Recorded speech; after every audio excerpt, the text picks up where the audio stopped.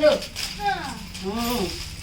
నాకేమో వస్తలేవా పాట పాడన్నా పాట పాడితే ఇంటవా సరే అమ్మయ్య సుందరి మదన సుందరి సందడి ఈ కురుదవలి పబెడరా మదన సుందరి మదన సుందరి దరి మీద మనయన్న కన్నులేసినడు మదన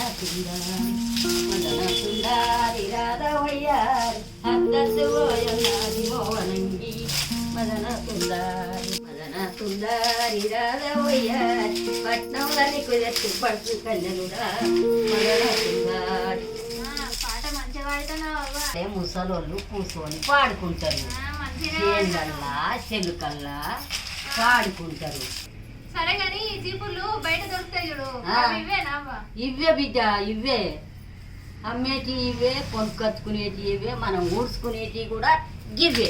ఎంత లాభం కదా మరి మనకు చెట్టుంటే మట్టలు కొట్టి చీరి అమ్ముదు. ఇలాంటి పడేసి రాపో దూరం పడేసి రాపో. పొడవలికి పీడే లేదు. ఇది ఎట్లా తీసుడు ఏమో కాతది మూలకేసి ఉన్నది.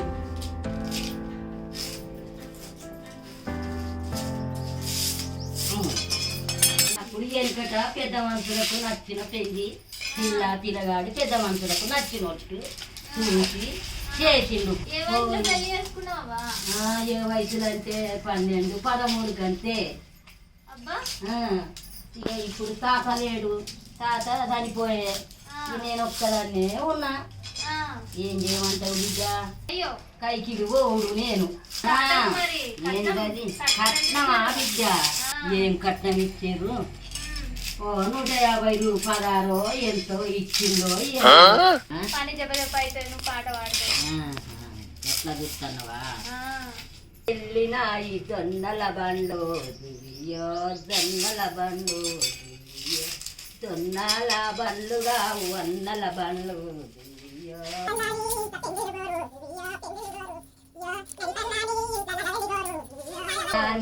ఇంట్లో తిరుచి కట్లు తిరుచి కట్లు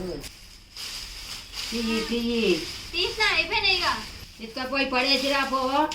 ఏ పడేసి ఎందుకవా? పొద్దుగాల చలికాలమేనే మంచిగా మంట కాదు. ఇప్పుడు ఇది కట్టగట్టి ఉడుచుడేనా అబ్బా? నీ గట్ల ఊడవద్దు బిడ్డ, కట్టగట్టాలి. ఇవన్నీ మంచిగా మడత పెట్టి కట్టగట్టి దీని పొడుగుతా బండలు పెట్టి ఎండబెట్టాలి. ఎండబెడితే ఇవి ఏమవుతాయి అంటే చక్కగా అవుతాయి. చక్కగా అయినాక కొసలు కొద్దిగా కట్ చెయ్యాలి.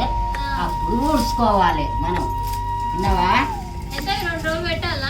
2 రోజులు పెడితే చాలు, అంతే. కమ్మ ఆగుతలేదు.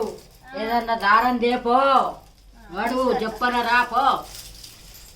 చూడు ఎట్లా ఊసిపోతుందో ఏమో. కట్టని కత్తలేదా నాకు? తన్నగా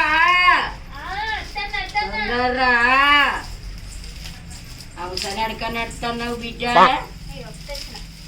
తెచ్చిందట. అయ్యో ఇది ఏంటి? ఎక్కడ తెచ్చినావు?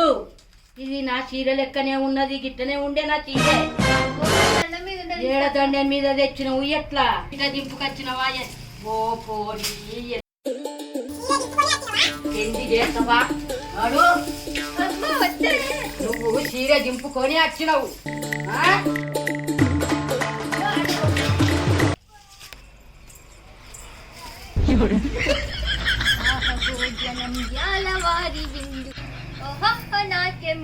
పోరి పాట పాడుకుంటా పెద్ద ధనకార్యం చేసి తల్లి మొయ్యార వాళ్ళ వసుకుంటా.